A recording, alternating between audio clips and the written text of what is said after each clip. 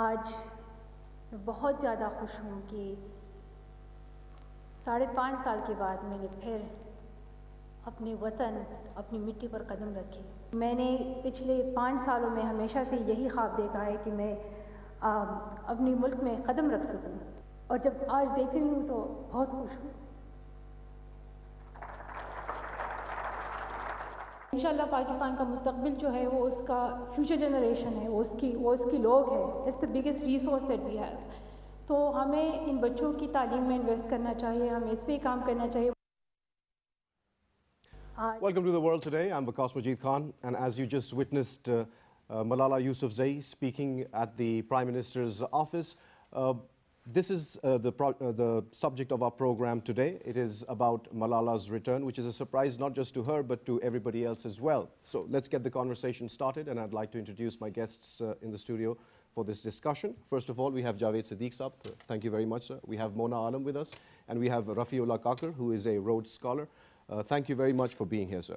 Sadiq Saab, I'd like to start with you. First of all, were you also surprised to find Malala returning to Pakistan? Certainly. I think the way she left Pakistan was very unfortunate. She was attacked by these extremist Talibans while she was a student. And that was an attack not only on female who were seeking education in Pakistan, but also an attack on education itself. So that actually raised her status internationally, and she emerged as an icon, not only in Pakistan, but outside Pakistan. And since then, you know, since her departure, her status has been catapulted to a degree and level where I think the entire world has started respecting her. And she has become a symbol of resistance against extremism and terrorism. And she has been awarded, obviously, the Nobel Prize. She has brought laurels for herself and for the country. And this is a great achievement. And her return to Pakistan, I think, is a welcome step. The entire nation welcomes her.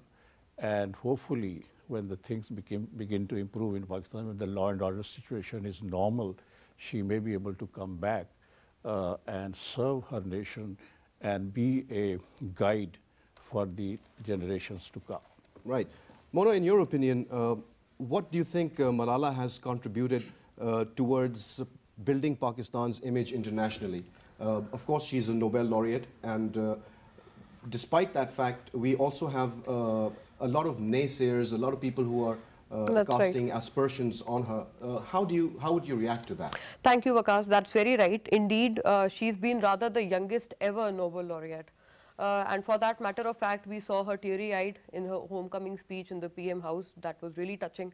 That was inspirational, to say the least. And yes, there has been this controversy attached to Malala Yousafzai ever since she has survived that attempt for assassination by the Taliban back in the day. And that's really unfortunate. That's very uncalled for. And that continues as we speak. Because we know when she'd been abroad, she'd been studying abroad, she'd been taken care of, and she survived that level of an attempt by the Taliban.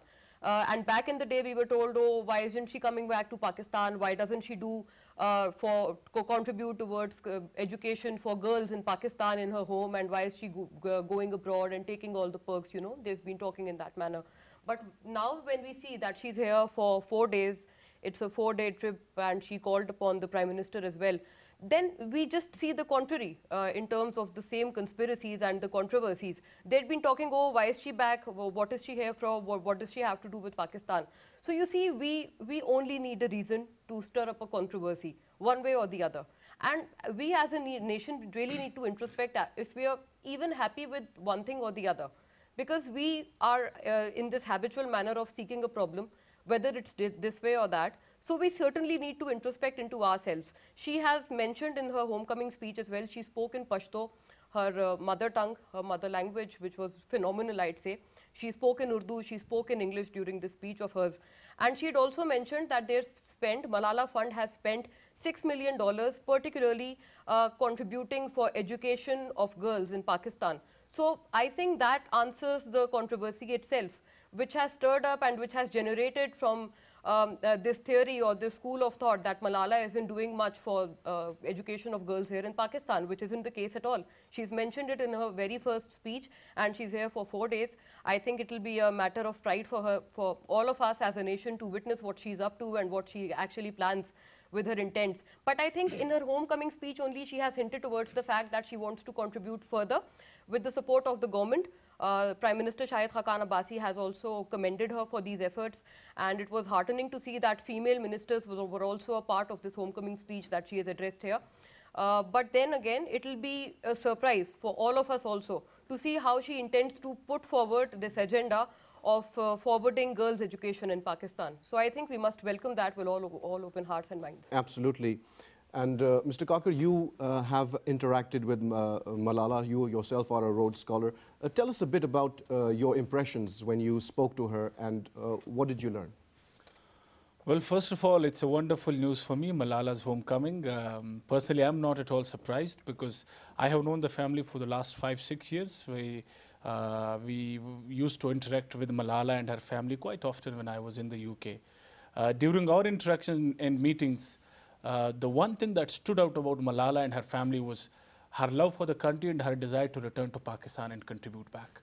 So for me, although it was a surprise news last night when I came to know that Malala is returning to Pakistan, but knowing her and her family and her desire to come back and contribute, I wasn't surprised at all. I think whenever she'll get an opportunity, she will come back and contribute to Pakistan. As far as my impression of Malala and her family is concerned, two things stand out for me. Number one is, I think it is incredible what Malala has achieved in such a short span of time. So I'll just highlight one thing. Getting admission into Oxford is not a piece of cake. It's not an easy job. It's a very tough job, and some people may be mistaken. They may think that it was because of her celebrity status or something. No. We have been interacting with Malala and her family during this whole process. She was granted conditional admission, conditional offer, and it was only after she achieved the required grades her admission offer was confirmed. And what was remarkable for us was we knew the family. Malala was so busy, given all her international engagements and commitments. She used to travel so frequently. She used to meet people. Her work for the Malala Foundation. Despite all this, for a kid of her age, still focusing on studies, I think it's that the recognition and the fame she has, that is very tempting, even for young people of my age. So to be still focused on your studies and not letting them go and achieving your goals, sticking to your commitment and then doing your social work as well, I think that is remarkable. And the second thing, as I previously mentioned, is her desire to return to Pakistan and contribute back. So to give you one more example, there is an Oxford Pakistan Society at Oxford University. I myself serve as the vice president of that society. The society basically works for the welfare of Pakistani students and to bring them together, organizes lectures and events. Now, we know for somebody of Malala's stature, she can get any position in Oxford, any society. The Oxford Union is there waiting for her. Despite that, Malala contested the elections for the Oxford Pakistan Society, and she is now the spokesperson of Oxford Pakistan Society. And it's a very ordinary position, spokesperson. But again, that shows Malala's commitments to serve Pakistan and contribute to Pakistan and help Pakistan make a better place. Indeed, she is an exceptional individual. Javeed Sahab, let's also talk about the position that has been given to her by the UN Secretary General, Mr. Guterres. He has appointed her for girls' education. What would you like to say about her contribution to global girls' education, not just Pakistan? Because Mona already mentioned that she's raised $6 million and invested that in Pakistan, but that's not all. She's also working for girls on a global agenda. I think she's a huge inspiration all over the world for the women education. And it's not just Pakistan. There are countries in the world which are in the grip of extremism and terrorism. There are a host of countries. And there the girls' education is a taboo, and they are facing a lot of difficulties. And I believe that Malala's campaign, global campaign to educate girls in those areas, in those countries, where extremism and terrorism is taking root, she can be an inspiration for those girls. And those movements which have been launched there to educate girls. And I think Malala is doing a wonderful job. It is unprecedented in the history of the world that a girl of her age has become a symbol for a global movement to educate young girls and to educate women, particularly in Islamic countries. There are so many Islamic countries which are facing this phenomena of terrorism and extremism, and the girls' education is being neglected in those countries. And I think Malala has done a great job, a very splendid job, to inspire the young girls to go to schools and get education and break all those taboos and barriers. And that's her role. And she is now an inspirational figure, not only for Pakistanis, but for the entire Islamic world. All right, so moving forward, Mona, in your opinion, it's not just about education that Malala represents. She represents the fight for equality for women worldwide, and especially in Pakistan. So as far as the fight for women emancipation is concerned, how do you think Malala is doing at the moment, and what needs to be done further? Or how would you think that the ladies, women from our society can be a part of that program, that part of that campaign, which can emancipate them? Right. You see, women discrimination or inequality pertaining to females, that is not a phenomenon that is particular to third world countries or Pakistan or developing countries. That is a phenomenon which is global, and we need an understanding of this fact when we speak on the matter. Malala, and you see, we have gone to the extent of even questioning if she was assassinated or an attempt was made to assassinate her by the Taliban. Certain people of our segments in the society making accusations that yes, it was all dramatized, or it was dramatized, it was planned, I think fabricated. It's a very sorry state of affairs that we are speaking upon. And to make it worse, those that have been subjecting her to this level of accusations are literate people, are scholars, are senior journalists like you and I, Waqas. So that's a very sorry state that we are speaking for. I think there needs to come a realization on their levels, their parts as well. I am sure they would stir up similar controversies and analysis in the talk shows that they do day and night for her return to Pakistan, her home country. And it's her right to be in Pakistan. She should foremost be in Pakistan and contribute towards girls' education here. First and foremost, of course, that's a global phenomenon. She's doing her work on a global level, for which she is recognized by Antonio Guterres. But then again, that has to come from home, and that has to now start at home. She could not come to Pakistan for certain security reasons, very amicable of those. But then again, now that she is back, we must celebrate this fact, and we must also maintain our sanctity to this fact. Prime Minister Shahid Khaqan Abbasi has assured her of every level of security. He was quoted as saying that she is no ordinary citizen anymore, and if she wills to visit any place in Pakistan, he would be the one who will be guaranteeing her security. But I'd just like to beg to differ on this note that he has made. Every ordinary citizen's security is the responsibility of the state and the Prime Minister of Pakistan. But yes, that has to start with either one of us, and if it is Malala Yousafzai, then I think we must be in applauds for this matter. Absolutely. Again, Mr. Kakar, I'd like to ask you, in terms of what Malala has been doing for women's rights, do you think that has really had an impact in Pakistan? Because, of course, Western societies are slightly more emancipated. Women have more rights there, but still, it's still a fight that's still ongoing. So, in your opinion, do you think that Malala can be or is a symbol for women emancipation or not? I think there are two types of contribution that Malala is making to Pakistan and other developing countries. The first is, which we have seen, is Malala Fund contributing to girls' education, donating funds for that. Like recently, Malala Fund has donated around $700,000 for the construction of a girls' school in Sawat.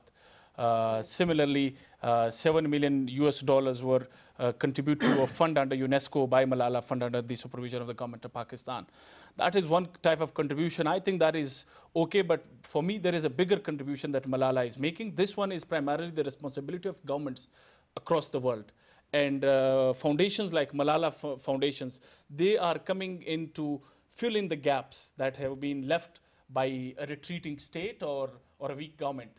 I think the biggest contribution that Malala has made is inspiring millions of girls across the world, and especially in Pakistan. So for example, in rural Pakistan, the part of Pakistan that I come from, the struggle for women's rights or girls' rights, it's about basic rights. It's the bare minimum, and the bare minimum is the right to go to school.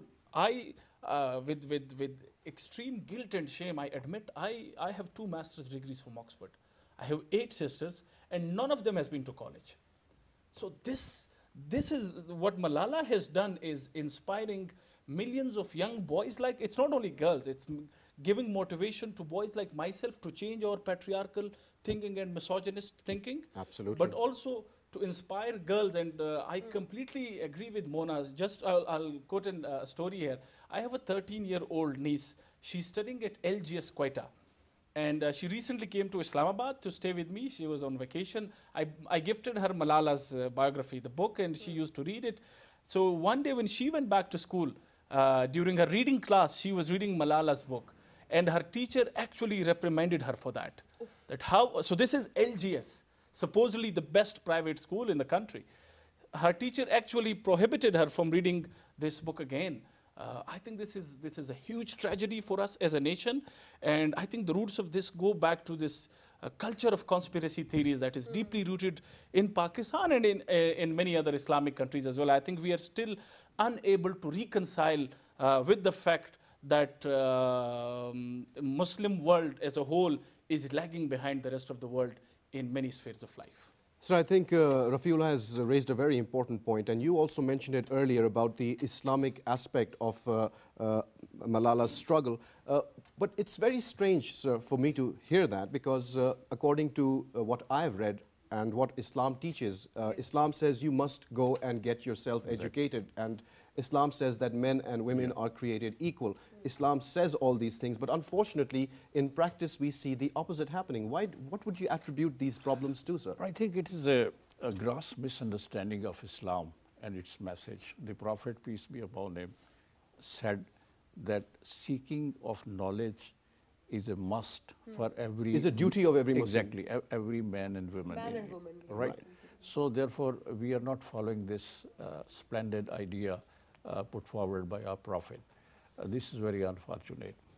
And the female section of the population, or women, themselves were emancipated by our Prophet, peace be upon him. Right. You know, his last khutbah, he made it very clear that women have to be given their rights. They have to be given full protection in an Islamic society. But unfortunately, a new brand of Islam has emerged in so many countries of the world, Islamic countries, which is based on extremist views, views of extremism, and they have deprived the women of their basic rights. The Constitution of Pakistan, Islamic Republic of Pakistan, guarantees all fundamental rights to women, and they are considered to be equal to men. But it needs to be practiced, you know. So that's the academic question, sir, that why is it so? Why is it that when clearly defined precepts of our religion and of our ideology are negated, and we are forced to see or deal with issues which are contrary, completely opposite of what I think we profess? Here the Islamic scholars have to play their role. Right.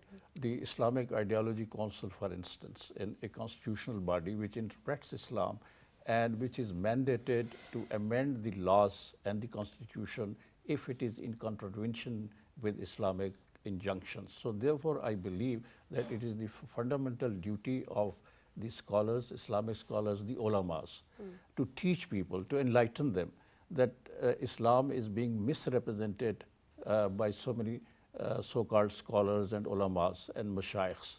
So it needs to be understood, it needs to be properly taught to our people.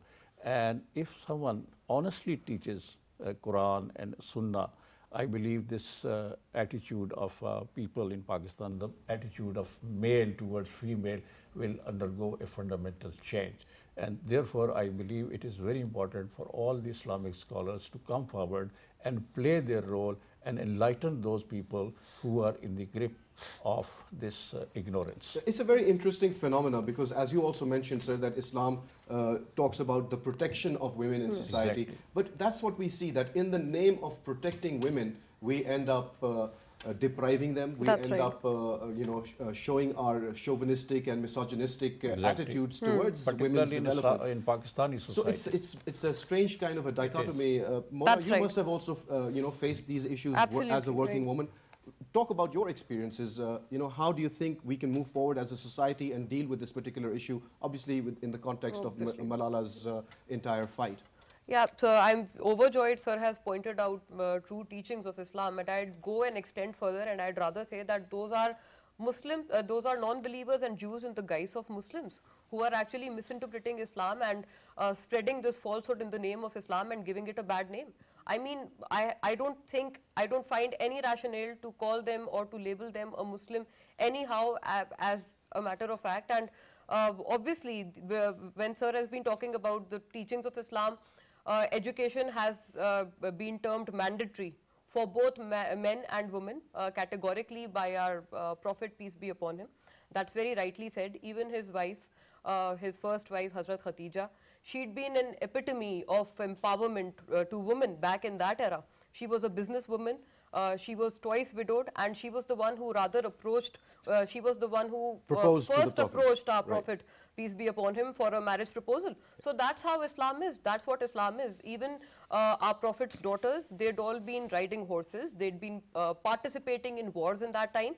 So, you know, that is the gravity of empowerment that Islam allows to women. That, I think, Islam, for that matter of fact, is the most liberal religion as we speak in terms of empowerment of women and females. In theory. In theory. But in practice, it's the opposite. Also, I think in practice also, Waqas, because this is a misinterpretation that's been deliberately spreading in this manner that we see. It's a very sorry state, and the ones who are doing so are not believers in the first place. We need an understanding of this fact. They're the people who are in the guise of Muslims, they're the people who are in the guise of believers of Islam, but they're absolutely contrary to what they claim. So I think this realization, this introspection must also come in, it must also seep in. And Justin Trudeau, you know, the Canadian Prime Minister, has also gone to the extent that he says, I won't use the word mankind because it's chauvinist of me to be using so. I'd rather use the word humankind because it encompasses both the sexes. So, you know, sexist and these remarks are being shunned by that level of leadership, and Malala is the best example, who is, I think, risen amongst us.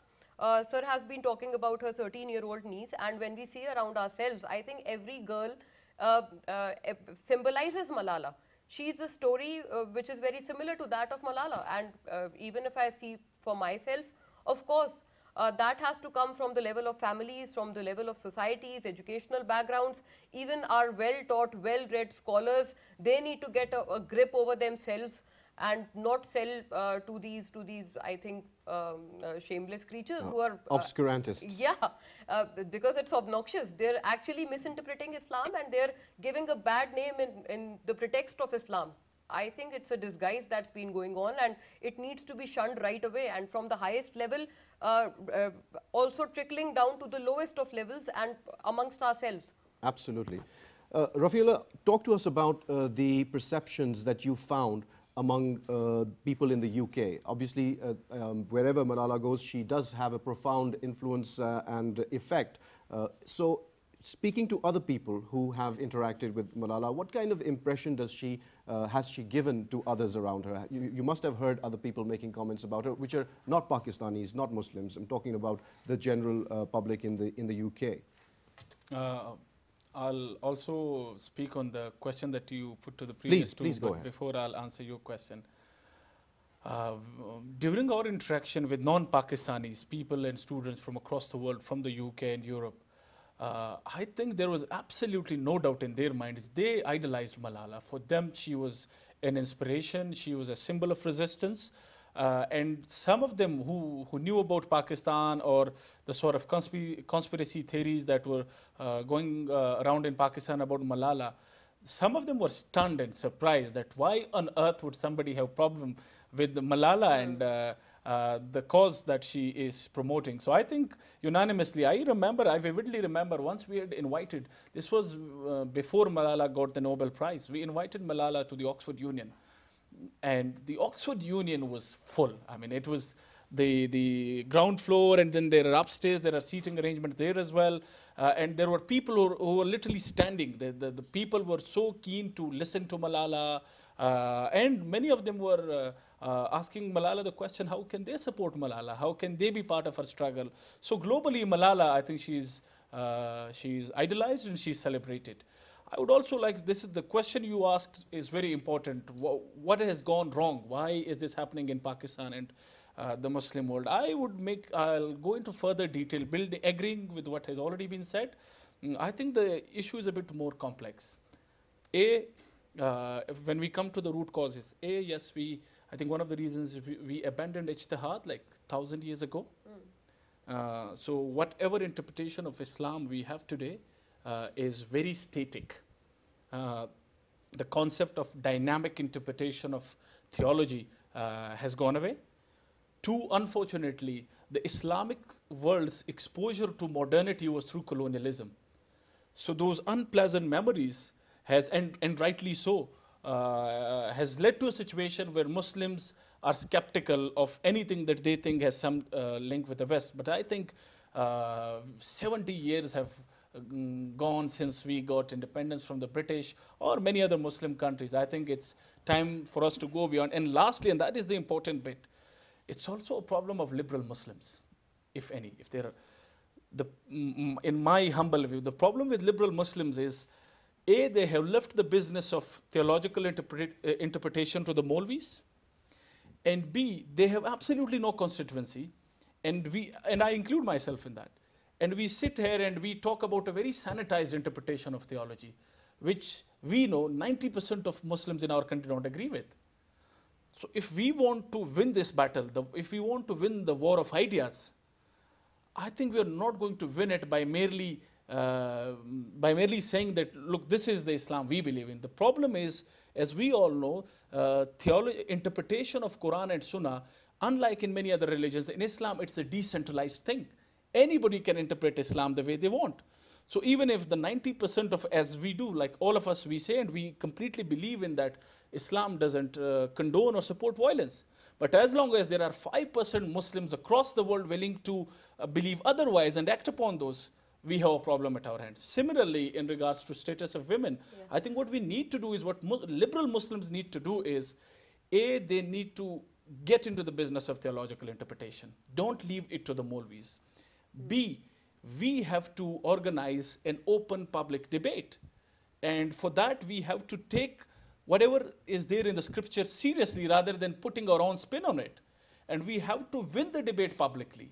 If we do not win the debate publicly, whatever liberal or progressive Muslims say in their tiny sort of circles and cozy drawing rooms, that's not going to make a difference. I agree with you fully. So let's also talk about Malala as a public persona.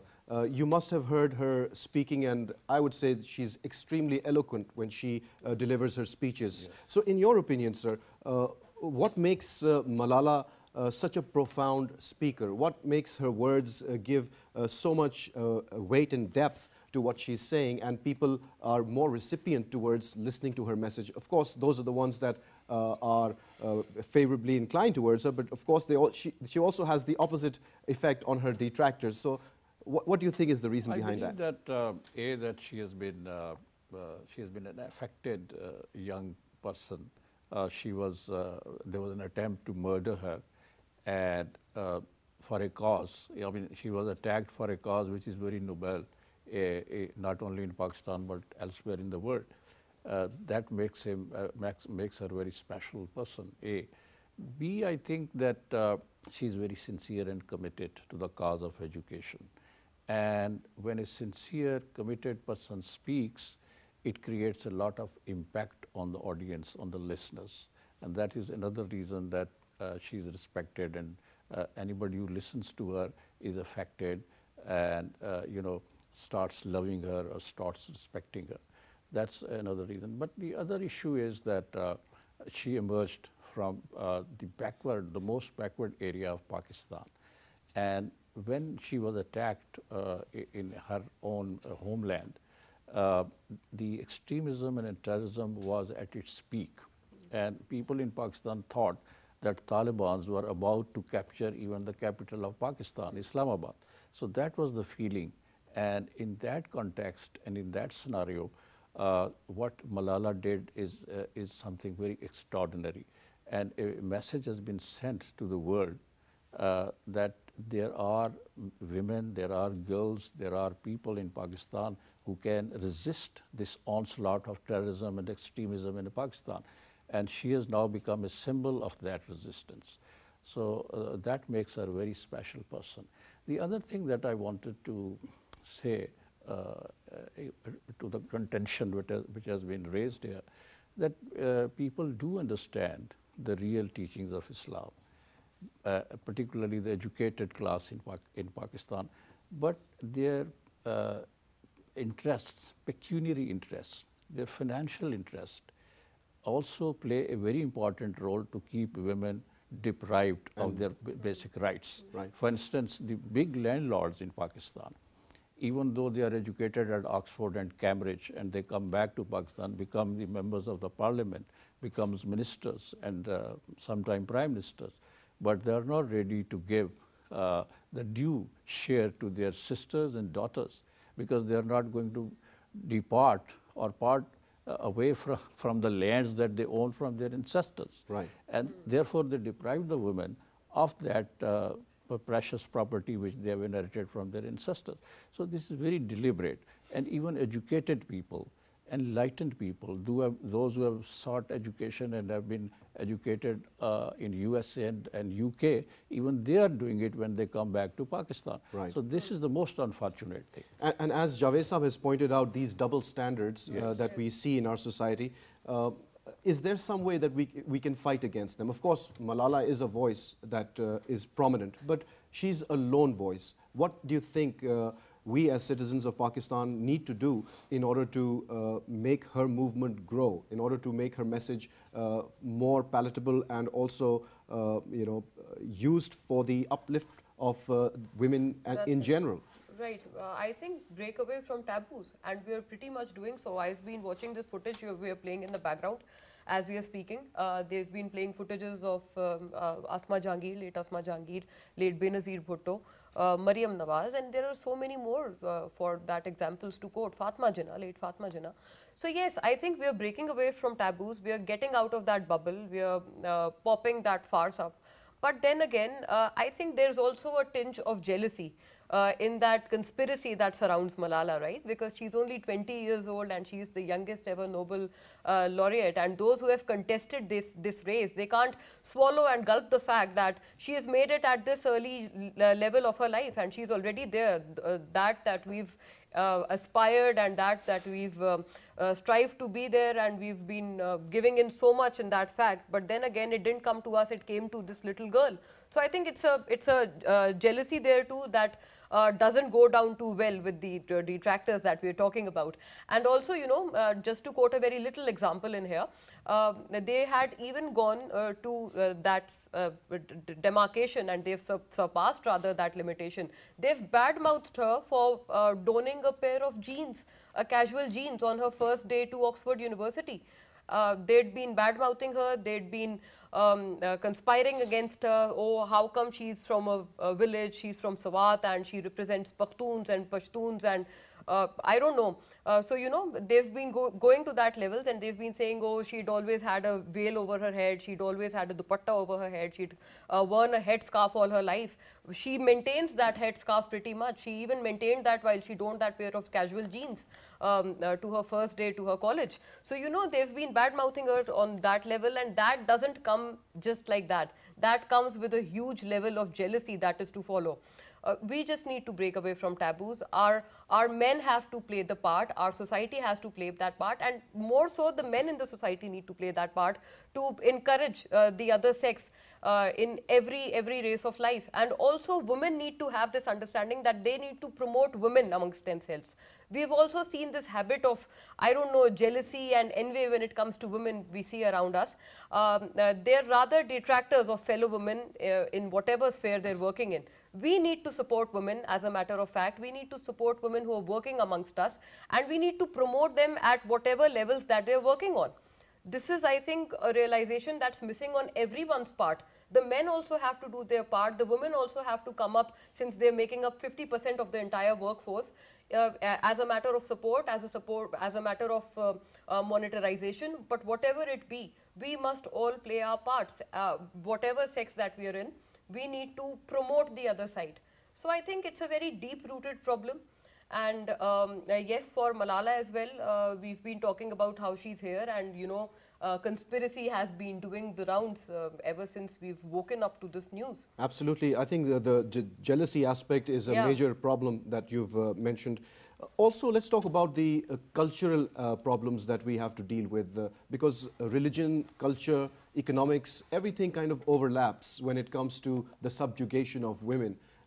Rafi, in your opinion, especially in a province like Balochistan, do you see any change coming about? Do you see that there is some kind of a realization among the population that what the cultural taboos that have existed need to be, thrown aside, and a new society, a better society needs to be created?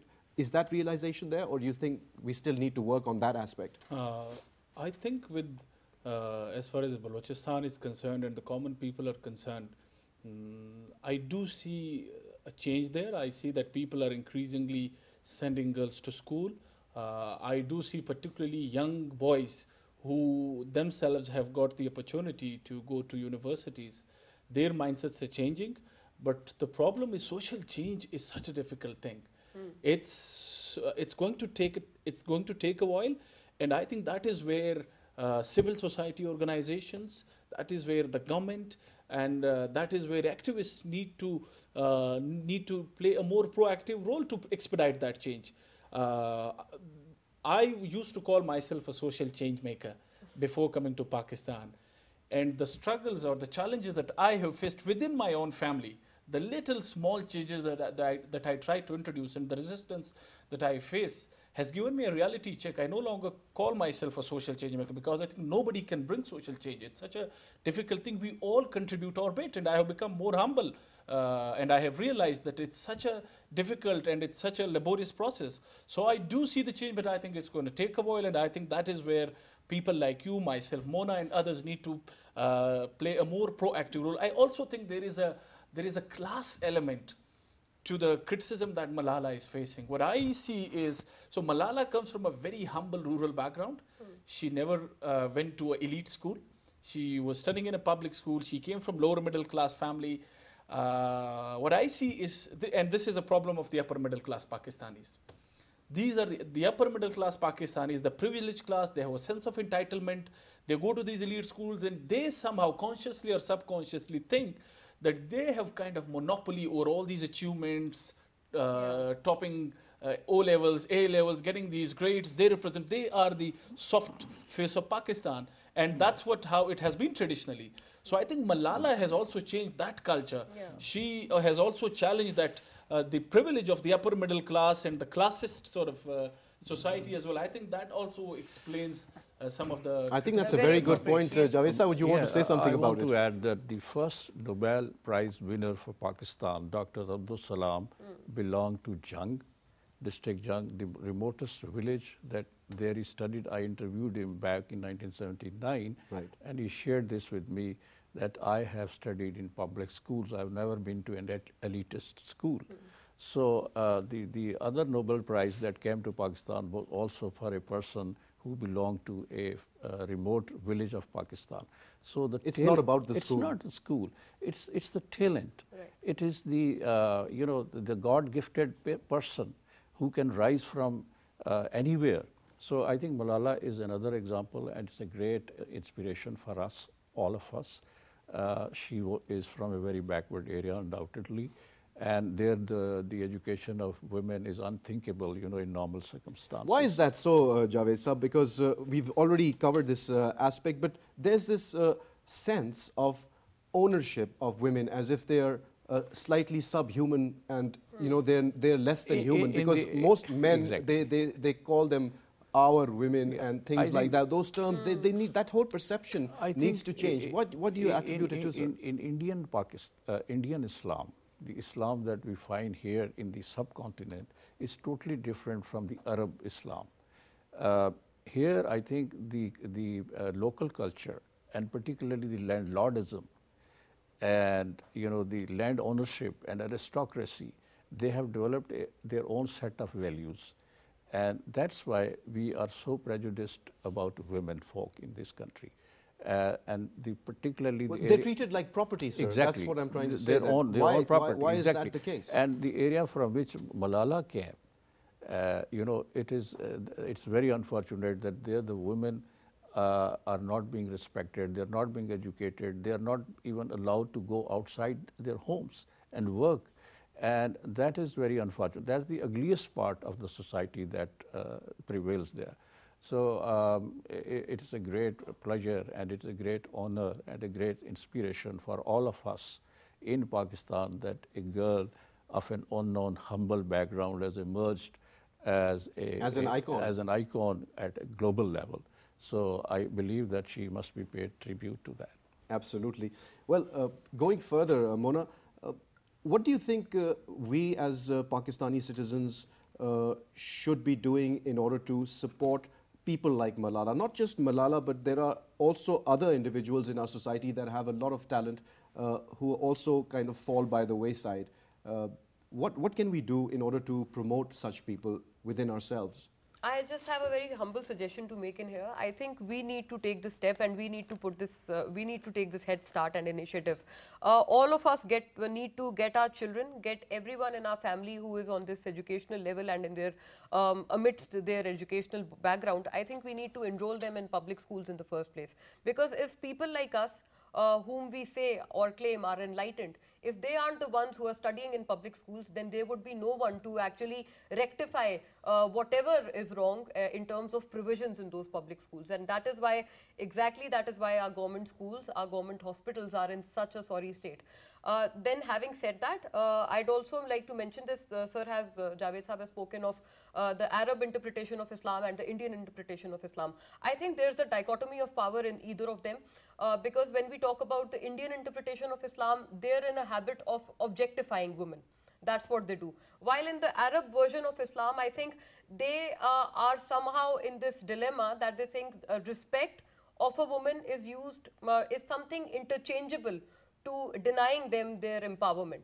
So, you know, with this Arab transformation or their revolution, that has just come under this current Arab prince. Absolutely. I think Mr. Mohammed bin Sulaiman is taking a lot of steps. Absolutely. He has made some major statements.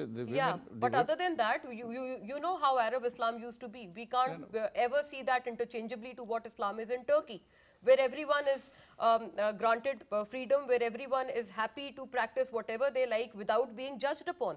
So you see, there is this vast interpretation and misinterpretations. You know, misinterpretations also have levels when we are talking about the Arab Islam and the Indian version of Islam. Also, lastly, just to conclude that matter, the arrival and the return of Malala to her homeland is also testament of the fact that Pakistan has won the war against terrorism. Okay, we'll leave it at that because we're completely out of time. But thank you so much for taking out the time and sharing your views and opinions with PTV World. Well, you heard the conversation, and all we can really say at the end is welcome home, Malala, and we hope that you have a long and prosperous life ahead of you, and you continue to work and also to bring laurels to Pakistan. On that note, it's goodbye.